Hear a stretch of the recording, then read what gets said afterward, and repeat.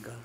지금 말씀하신 대로 지난 18일 날, 네. 10월 18일이죠. 10월 18일 날 한국 갤럽에서 조사한 거 보면은 대통령 지지율이 39%로 떨어졌습니다. 예. 대선 때 지지율이 41%였으니까 이제 그 대선 때 지지율 아래로 하락하는 그 첫 사태가 벌어진 것이죠. 근데 이것에 대해서 지금 많은 전문가들은 이게 조국 사태가 원인이 된 것이다. 이런 얘기들을 많이 하고 있습니다. 그러니까 요번에 조국 그 사람이 물러난 것은 아마 우리 민심의 힘이 작용을 한 것이다. 물론 우리 자유한국당도 최선의 노력은 했습니다만은 역시 그 어느 대통령도 민심을 이기는 대통령은 없다 하는 것이 다시 한번 증명되는 그런 과정이 되지 않았나 저는 이렇게 생각을 합니다. 그래서 지금 말씀하신 대로 조국 사태 이후에 이제 저희들의 그 한국당의 어떤 뭐 출구 전략을 물어보셨는데 저희들의 목표는 결국은 내년 총선에서 승리하는 거고 그 뒤에 2년 후에 그 대권에서 승리하는 것입니다. 그것을 하기 위해서는 결국은 우리는 국민의 신뢰를 또 지지를 받아내는 것이 저희들의 목표가 될 수밖에 없습니다. 그래서 저희들이 지금 하는 것은 세 가지 측면에서 하나는 그 원내 투쟁을 보다 좀 적극적으로 국회 내에서 제도권 내에서의 투쟁을 조금 더 가열차게 하는 것. 두 번째는 장애 투쟁도 지속적으로 좀 해야 되겠다. 그래서 장애 투쟁을 통해서 조금 더 민심과 그 합심되는 시너지 효과를 드러내는 이런 그 장애 투쟁을 해 나가야 되겠다는 것이고요. 세 번째는 그 정책 정당으로서의 소위 대안 정당으로서의 제 역할을 해야 되겠다. 이 세 가지 방향의 측면에서 저희들이 노력을 해 나가고 어찌 이건 당연한 거지만 또 출구 전략상의 의미에서도 저는 값어치 있는 그 우리의 전략이라고 저는 보고 있기 때문에 이 세 가지의 어떤 전략을 통해서 내년 총선과 또 그 뒤에 2년 후에 있을 정권 교체를 위해서 저희들이 최선을 다해 나가도록 이렇게 하겠습니다. 네, 지금 또 조국과 그것도 결부해서 또 한마디 드리지가 않을 수가 없는데 꼭 조국 수호가 이 검찰 개혁이다. 검찰 개혁이 바로 조국 수호를 하는 것이다 하는 그 등식이 성립돼 있었습니다. 근데 그거는 저는 이 대한민국의 검찰 개혁은 그 사람 아니면 안 된다. 어느 절대적인 한 사람 아니면 안 된다는 그러한 논리에는 저는 절대 동의할 수가 없다. 또 그렇게 생각을 하고요. 거기에 대해서 지금 이제 그 조국을 어떻게든지 그 방어하려던 그 정부 여당의 전략이 민심에 지금 흘러가지 않았습니까? 그래서 그거를 소위 어떤 보상을 하고 보전을 하기 위한 수단으로 지금 공수처법을 하늘이 두 조각이 나도 통과시키겠다. 이제 이 전략을 바꿨습니다. 여당이. 그래서 지금 그 말씀 주신 대로 법이 바로 그 검찰 개혁이다 하는 이런 슬로건으로 지금 여당이 전략을 하고 있는데 이 공수처법에 대해서는 지금 최근에 와서 위헌의 좀 논란이 지금 위헌적 요소다가 다분하다. 한 가지 뭐 예를 들면 그 공수처법에 보면은 군 장성도 포함되어 있습니다. 근데 우리나라는 군 장성에 대해서는 군하고 민간하고 구분돼서 별도의 군 법원에서 처리를 하게 돼 있지 않습니까? 그렇죠. 네, 또 그래서 이것을 지금 같이 한다는 것은 또 어긋나는 것이다. 그다음에 뭐 예컨대 그 지금 그 우리 헌법에는 그 기소권은 검사한테만 있습니다. 검찰청법에 의한 검사한테만 있습니다. 근데 여기 지금 공수처법은 그 변호사 출신들이 검사라는 그 공수처상의 법상의 검사라는 타이틀을 들고 들어가는 거지 그 사람이 현직 검사가 아니거든요. 변호사 하는 사람이 들어가는 거니까요. 타이틀만 검사라는 명칭을 받는 것이죠. 이것도 지금 위반이다 하는 이런 여러 가지의 얘기가 지금 최근에 대두되고 있어서 우리 자유한국당으로서는 다음 주에 그 세미나 이 문제에 대한 세미나를 개최할 거고 또 헌법학회라든지 이런 데하고 연관돼서 이게 위헌적인 요소에 대해서 점검을 해 나갈 예정으로 있다는 말씀을 드립니다. 또 한 가지 뭐 이미 다 많은 시민들도 이제 알고 계시지만 공수처법이라는 것이 잘못하면 이 권력의 신여화가 만약 됐을 경우에는 정말 그 권력을 가진 사람들한테는 정말 아름다운 기관으로 보이지만 만약 그 적대적 관계에 있었던 사람들은 정말 시퍼런 칼날 위에서는 아주 위험한 기구가 될 수가 있다. 그래서 저희들은 그것을 이 정권의 보위대 역할을 하는 이런 기능으로 탈락이 될 수 있다. 이렇게 저희는 생각합니다. 그러니까 제도가 아무리 좋은 거라 하더라도 운영권이 그 운영권자가 그것을 악용을 하면 우리가 그것이 나쁘게 악용되는 사례를 우리는 수없이 봐오지 않았습니까? 이번에도 공수처법이 그런 거에 해당될 수 있다. 이렇게 저희들은 생각을 하고 있습니다. 지금 저희가 생각하는 저희 정당에서 자유한국당에서 생각하는 검찰 개혁은 두 가지입니다. 하나는 우선 그 검찰이 정치적으로부터 독립성 내지는 중립성을 가져야 된다. 그러니까 검찰총장 임명서부터 대통령 임명하는 체제 하에로 가서 대통령 인사권을 가진 그 검찰로 가서는 안 되겠다는 것이고요. 또 한 가지는 검찰이 아까 말씀하신 비대에 있으니까 비대했다는 건 뭐냐면 기소권과 수사권을 같이 갖고 있기 때문에 그렇죠. 그래서 처음에 이 문제 나왔을 때는 기소권과 수사권을 분리해서 수사권을 그러면 경찰에 주고 기소만 하는 외국의 많은 사례처럼 기소권만 검사가 하는 이 제도를 하자.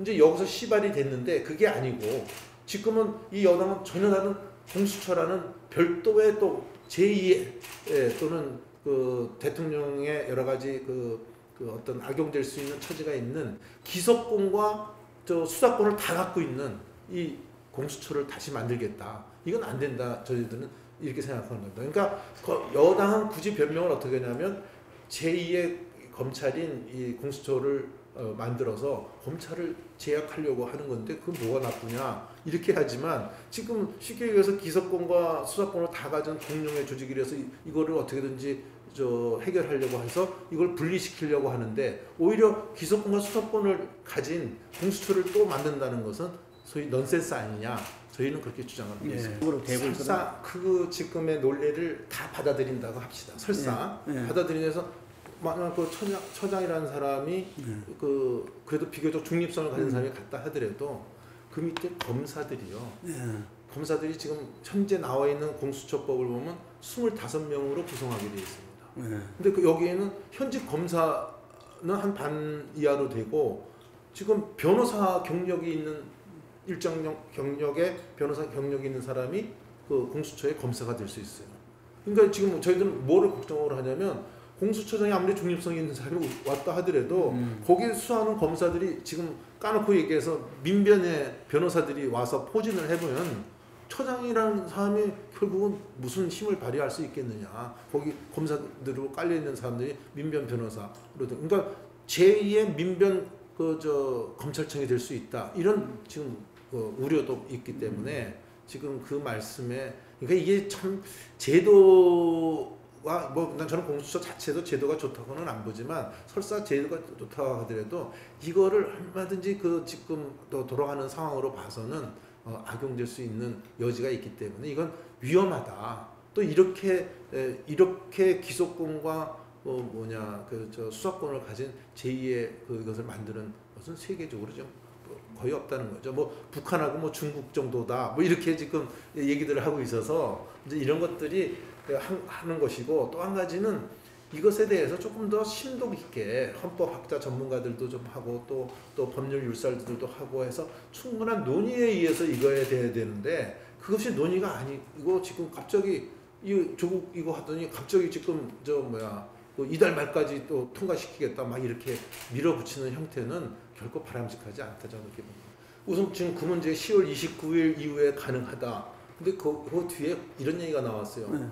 그건 문희상 국회의장이 어느 법무법인인지 어딘지 모르겠지만 아까 제 생각에는 아마 입법조사처를 통해서 입법조사처에서 이게 부정적인 얘기가 들어가니까 입법조사처도 이제 입장이 난처하니까 법무법인에 의뢰했더니 법무법인에서 이렇게 긍정적 대답이 왔다. 이런 소문이 있습니다. 이걸 자료로 내놓으라 했더니 지금 자료를 국회의장이 지금까지 안 내놓고 있습니다. 그러니까 그 소문상으로 이렇게 했는데 지금 우리 당의 율사들의 얘기는 뭐냐면 예전에도 사법개혁제도특별위원회 그러니까 쉽게 말하면 사개특위라고 이렇게 얘기를 하지 않습니까? 네. 사개특위에서 결정된 것도 법사위의 작기 수정을 통해서 본회의에 올라갔다는 겁니다. 2011년 사례가 있다고 합니다. 근데 지금 여기서 지금 국회의장 얘기는 사개특위에서 결정하면 법사위 거치지 않고 바로 그냥 본회의로 갈 수 있다는 논리거든. 이거를 가능하다. 이것을 뭐 지금 뭐 법무법인에서 어떤 긍정적 대답을 얻었다 이렇게 얘기를 하시는데 이것도 우리 국회법에 어긋나는 그 법률 위반 사항이다. 오늘 그런 지적들이 많이 있었습니다. 율사들로부터. 그래서 이것도 신중해야 될 거다 이렇게 보고 있고요. 그래서 지금 제가 보기에는 이제 이런 그 과정의 법률상의 위반 사항도 있지만 물리적으로도 10월 29일 날 지금 하기가 어려울 것 같습니다. 지금 말씀하신 대로. 그렇다고 한다면 이제 패스트트랙이 끝난 후에 이제 올릴 수 있는 기한인 11월 하순경쯤 그 선거법 개정안하고 소위 패스트트랙에 태운 법안이 있지 않습니까? 그래서 선거법 개정안하고 공수처법을 같이 올리는 방안을 지금 여당이 연구하고 있지 않을까 저희들은 그렇게 전망을 하고 있습니다. 처음에 패스트트랙 태울 때 크게 두 개를 태우지 않았습니까? 하나는 선거법 개정이고 하나는 공수처법인데 민주당이 여당에서는 사실은 공수처법에 침을 있는 거예요. 그리고 선거법 개정안은 이건 어느 정당이든지 과반수가 될 수 없는 물리적으로 될 수 없는 연동 비례제를 택하는 것에 대해서는 별로 조금 이렇게 탐탁치 않게 생각했다는 거죠. 그렇지만 정의당이나 좀 군소 정당에서는 이 공수처법보다는 요 선거법 개정안을 통과시키면 군소정당도 의석을 비교적 많이 차지할 수 있는 여건이 되기 때문에 이거에 더 군침을 흘리고 공수처법은 같이 그냥 태우는데 소위 그 이해관계가 맞아떨어진 거죠. 그렇죠. 그래서 그렇게 해서 이제 태웠는데 지금 와서 이제 공수처법을 먼저 한번 해보고 선거법은 또 아무래도 선거법은 여당도 부담이 갑니다. 왜냐하면 선거법이라는 건 여태까지 선거의 룰에 의해서 선거를 치르는 건데 어느 한 정파가 독자적으로 선거법 처리하고 선거 치르는 것은 누가 보든지 모양새가 안 좋고 또 그러한 선례가 거의 없거든요. 그래서 아마 민주당도 그런 거를 좀 생각하지 않았나. 그러니까 패스트트랙 처음 태울 때 마음하고 지금은 조금 여당도 달라졌던 게 아닌가 이런 생각을 저희들은 하고는 있는데 제가 뭐 속셈까지는 모르겠습니다. 만약에 그 저희 그 자유한국당만 빼고 나머지 당하고 소위 이해관계가 맞아서 강제 처리한다고 했을 경우에 진짜 막을 방법이 굉장히 어렵습니다. 예전에는 소위 뭐 동물 국회라는 이름까지 들어가면서 뭐 그 표결을 못하게 이렇게 그 물리적 방해도 하고 이랬습니다만 지금 선진화법도 아무것도 할 수가 없습니다. 그렇지만 그렇게 했을 경우에 오는 이 정치적 자기네들이 느끼는 부담이 굉장히 클 거다. 아무래도 제가 조금 아까 말씀드렸지만 선거법이라는 것은 우리가 권투도 권투 룰이 양 상대자가 다 수긍할 수 있는 룰이래야 그게 룰인데 수긍할 수 없는 자기들만에 위한 선거 또 100석이 넘는 자유한국당을 빼고 제1야당을 빼고 그걸 통과시켰을 때 그 소위 5명의 20대 국회라는 건 어떻게 할 것이며 또 그렇게 했을 경우에는 지금 시민단체들이라든지 또 많은 또 일부 시민들은 전부 저 국회의원 그만둬라. 사퇴하고 물러나는 것이 좋지 않겠느냐 이런 얘기가 지금 강력하게 나오고는 있습니다. 근데 우리 당에서는 이런 것에 대한 논의는 아직까지 현재는 거론된 적은 없습니다만은 저희들이 하여튼 할 수 있는 모든 방법을 통해서 저지시킬 겁니다. 말한 대로 어느 정당이든지 지지율이 50% 넘는 정당이 없기 때문에 어느 정당도 과반수가 넘지 못합니다. 근데 다만 여기서 분명하게 객관적으로 봤을 때 혜택이라 그럴까 의석을 더 얻을 수 있는 것은 군소정당입니다. 그러니까 만약에 지금 현재 있는 정당으로 봐서 극단적인 예로 어디까지 이건 예입니다. 만약 민주당하고 정의당이 소위 그 어떤 그 연합전선을 펴서 선거를 치르게 되면 그 좌파 연립 정권을 만드는데 서로 소위 이해관계가 맞으면 그렇게 방향으로도 갈 수가 있고요. 그래서 이런 결과에 대해서는 지금 예측하기는 군소 정당들이 그 혜택을 보는 걸로 가고 과반수가 넘지 못하는 그 결과가 초래될 것이다 이렇게 보는 거죠. 저희들로 봐서는. 근데 이제 결과는 그렇게 보지만 그 가는 과정이 그렇게 아주 순조롭지 못할 거다. 왜냐하면 지금 현재 나와 있는 그 소위 패스트트랙에 태운 그 선거법 개정안을 보면은 지금 253개의 지역구인데 이걸로 28개를 줄여서 28개 줄이면 225개가 되죠. 예. 225개 지역구. 나머지 75명은 또 28명이 늘어난 비례 75명을 하게 지금 현재 돼 있습니다. 예. 법안에는. 예. 그러면 지금 현재 의원들도 어떤 지역구는 지금 5개 군이 한 의원을 뽑는 데도 지금 한 두세 군데 있는 걸로 알고 있거든요. 이게 근데 만약에 이게 28개나 줄어든다. 예. 그러면 서로 우리 정치용어는 쫑이 난다 그러는데 의원들 간에 지역구 간에 쫑이 나지 않겠습니까? 뭐 아우성이 나겠죠. 28개나 그렇게 된다면 아마 극단적으로 얘기한다면 28개 지역구에 곱하기 2하면 56명 정도의 영향을 받게 되겠죠. 영향이 권에 있기 때문에 이분들이 과연 그 법안을 쉽게 그렇게 통과시키려고 할 거냐, 그런 점도 있는 것이고, 또 여당이 저렇게 밀어붙이기를 하지 말고 어디까지나 이건 의회라는 건 타협과 여러 가지 소통의 기구이기 때문에 뭔가 타협을 통해서 또 우리 당도 또 거기에 대해서 현재 우리 당은 비례제 폐지와 의원 수를 270명으로 줄이자, 오히려 이게 우리 지금 당론으로 돼 있지만 또 좀 협상을 통해서 현재 의원 수를 뭐 그대로 유지하고 어떻게 뭐 하여튼 그 대안을 또 서로 타협 과정에서 서로 이해될 수 있는 수준에서 타협 볼 수도 있는 거기 때문에 그러한 과정으로 가야지, 이것을 강제 이행 내지는 강제 통과시키는 방향으로 여당이 몰아치기를 간다고 한다면 이건 파국으로 갈 수밖에 없다, 저는 그렇게 보고 있습니다. 그동안 저는 사실 속아왔다고 생각합니다. 예. 왜냐, 아까 지금 말씀하신 대로 취임식 당일날 저희 당사까지 직접 방문하신 건 처음입니다. 대통령이요. 그런데 오셔서 그러니까 그날의 화두는 협치였습니다. 협치를 하시겠다. 근데 그 후에 그 장관을 임명하는 거라든지 그 정치 프로세스를 봤을 때, 제가 100일 됐을 때, 요새는 흔한 말이 됐지만 내로남불의 100일이라고 제가 장명을 했습니다. 협치가 없는 내로남불의 그 문재인 정부다, 이렇게 100일을 그렇게 규정을 제가 하고, 또 한 가지 제가 뭐 이건 좀 다른 얘기지만 쇼통이라는 말이 그때 많이 유행했는데 그것도 제가 만든 용어입니다. 그래서 제가 저작권 요구를 좀 받아야 되는데, 하여튼 언론에서 쇼통이라는 말을 많이 또 활용을 했죠. 소통이 아니라 쇼다 이거지. 쇼 할 때 쇼통입니다. 그래서 이걸 했는데, 그렇게 해서 지금 그 후에, 그건 제가 100일까지 얘기를 했지만 그 후에라도 조금 뭔가 달라진 행태였다고 한다면, 저는 여태까지 2년 반이 오는 동안에 협치는 거의 없었다, 이렇게 저희들은 판단을 합니다.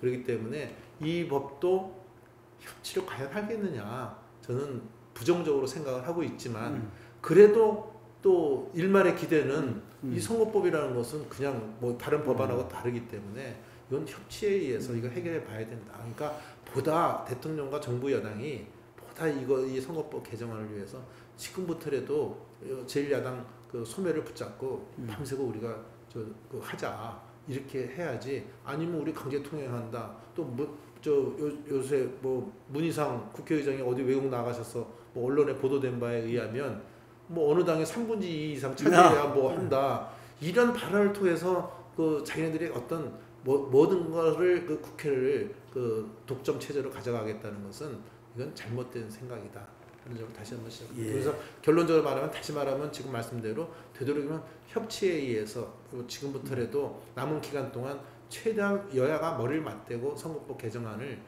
타협안을 만들어내야 된다, 이렇게 생각하고 있습니다. 서로의 그건 당론이니까요. 최종 결정하는 단계에서는 우리가 아까 말한 대로 합리적으로 받을 수 있는 선이라고 한다면 얼마나 타협을 해야죠.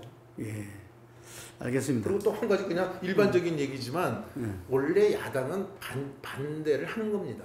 그거를 아우르고 포용하고 쓰다듬고 국정을 운영하는 거는 여당이거든요. 근데 여당이 그런 매너가, 그러니까 여당 협치한다는 건 여당이 협치하겠다고 얘기를 하신 거기 때문에 그런 포용의 마음이 저는 있었으면 좋겠다, 그걸 강조하고 싶습니다. 알겠습니다.